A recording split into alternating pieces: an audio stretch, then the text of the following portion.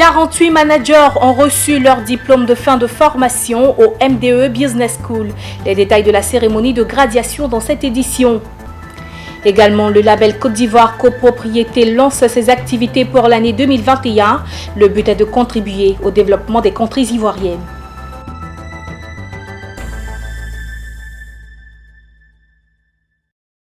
Très heureuse de vous retrouver, Madame, Monsieur. Bienvenue dans ce journal. Démarrons cette édition avec la cérémonie de graduation au MDE Business School. Ils sont 48 managers à avoir suivi le PLD, entendez Programme for Leadership Development. La clôture de leur année de formation s'est faite ce samedi à Abidjan en présence de familles, collègues, amis et connaissances. Retour sur cette cérémonie de graduation au MDE Business School avec mon désir Nascimento. Fin de formation pour 51 impétrants au PLD, Programme for Leadership Development du MDE Business School. Devant officiels, parents et amis, ils ont reçu leur certificat. Après un an de formation dans un contexte difficile, marqué par le Covid-19, ces managers, responsables et chefs d'entreprise ont réussi avec brio leur graduation. Aujourd'hui, ils repartent dans leurs entreprises avec leur certificat PLD, Programme for Leadership Development, un programme qui leur a donné le maximum de rudiments pour conduire avec succès des équipes. Au cours de la cérémonie de leur consécration, Martin Frigola, directeur général du MDE Business School, n'a pas tari d'éloges pour cette 6e promotion qui a fait montre d'ingéniosité. C'est une promotion particulière, la promotion qu'on a eue pendant l'année du Covid, pour dire que ils ont fait preuve de beaucoup de résilience. À MDE aussi, on a dû innover beaucoup, on a changé nos méthodes pédagogiques pour combiner les présentiels avec certaines sessions, certaines réunions à distance. Ça a été très enrichissant. Je dirais que ça a été plus enrichissant que d'autres années.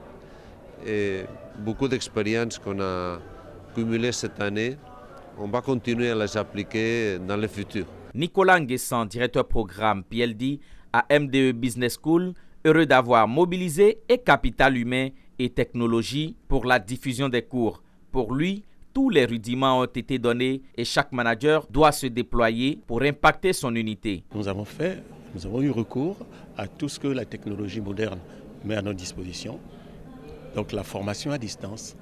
L'outil Zoom a été un outil qui a pris une place importante dans le monde économique, en tout cas à MDE. Les travaux en équipe ont été réalisés par Zoom. Les uns et les autres étaient chez eux, étaient dans leur bureau, dans leur lieu de vie. Et c'est de là qu'ils ont discuté et ça a été une expérience extraordinaire. Pour ces titulaires, le programme for Leadership Development a été une belle aventure. Il leur a permis de recevoir des formations avec l'ISE, la première grande école mondialement reconnue en matière de business, comme Stéphane Kamagaté, jeune et dynamique responsable logistique, et ses confrères de la 6e promotion PLD de MDE Business School, leurs inquiétudes sont transformées en aptitudes. On a dû vraiment batailler pour pouvoir être là aujourd'hui gradués. C'est vraiment un sentiment de fierté qui nous anime. Nous avons dû faire preuve de beaucoup de résilience dans un contexte qui était vraiment éprouvant pour tout le monde. Mais on a pu surmonter ce gros challenge-là et aujourd'hui on est fiers de pouvoir recevoir ce diplôme. Nous, on a eu la chance d'être en Côte d'Ivoire, d'avoir la possibilité de faire les formations en vidéoconférence, de faire les formations présentielles en respectant tout ce qui est règles et respect obligatoire dans le cadre de la pandémie que notre monde aujourd'hui vit. Cette sortie de la 6e promotion du PLD MDE Business School fait place à une 7e promotion dont le démarrage des cours est prévu pour mars 2021 et dont les inscriptions se poursuivent.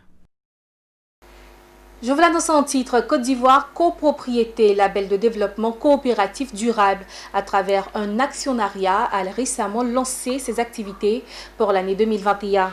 Il s'agit de la réalisation de projets de développement, notamment des chaînes de collèges, de stations-service et de logements dans les villes et villages du pays. L'initiative vise à fédérer des agents à capacité de financement en vue de contribuer au développement des contrées ivoiriennes. On désire Nascimento, Itima Traoré. Côte d'Ivoire Copropriété, notre label est une initiative noble de M. Kwasi Alomo, leader charismatique et président fondateur. qui permet à plusieurs personnes ayant une même vision de se mettre sur un projet et de le réaliser ensemble. Ce sont des dizaines de projets coopératifs durables qui ont été lancés récemment à Abidjan. Initié par le label Côte d'Ivoire Copropriété, la rencontre au MPA, Maison de la Presse d'Abidjan, a été l'occasion pour présenter un modèle de développement avéré à travers un programme d'actionnariat bien rémunéré. Il s'agit de réalisation de projets de développement, notamment des chaînes de collèges, des infrastructures routières, de stations-service et de logements dans les villes et villages du pays. L'initiative est portée par Kwasi Alomo, président du label Côte d'Ivoire Copropriété, et vise entre autres à mobiliser des agents à capacité de financement autour des besoins essentiels en vue de contribuer au développement des contrées ivoiriennes. Nous allons réaliser pour cette année une chaîne d'écoles qu'on a dénommée groupe scolaire Les Citadins. Ça sera dans 10 localités, ce sera des collèges avec internat. Aussi, nous allons réaliser 10 stations-service dans 10 localités du pays pour desservir aussi nos parents en termes de carburant. Nous ne faisons pas seulement que la construction de logements. Nous allons aussi lancer le projet de transport qui va consister à acquérir du matériel roulant pour servir d'abord l'entreprise ScoopCV.A dans l'achat de caoutchouc à travers des camions bennes, des camions remorques. Et aussi, nous allons nous attaquer au transport urbain, c'est-à-dire des taxis. Nous allons acheter des taxis que nous allons mettre dans la ville d'Abidjan, de Bouaké, de Yamoussoukro.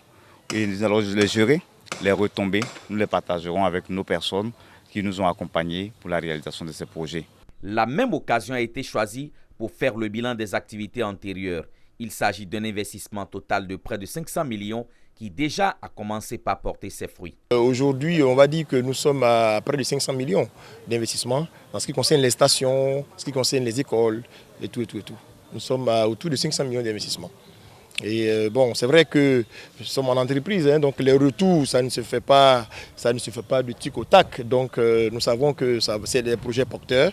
C'est des projets porteurs parce que pour le carburant, par exemple, on ne peut pas rentabiliser tout de suite. Il faut attendre peut-être 2 ans, 3 ans pour voir les premiers bénéfices. Je pense que c'est pareil aussi pour l'école, mais ce sont des projets porteurs quand même. Le label Côte d'Ivoire Copropriété a vu le jour en 2007 et reconnu en 2012 par les autorités compétentes. Il s'est également donné, entre autres ambitions, travailler de commun accord avec les acteurs du secteur EVA en vue de rentabiliser les activités des producteurs.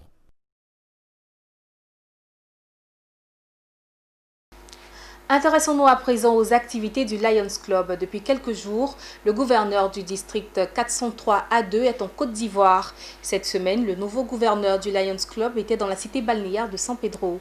Il a, au cours de sa visite, participé aux activités locales du club service, dépistage du diabète et formation. On en sait plus dans ce reportage d'Abel Kouao et Daniel Kodio.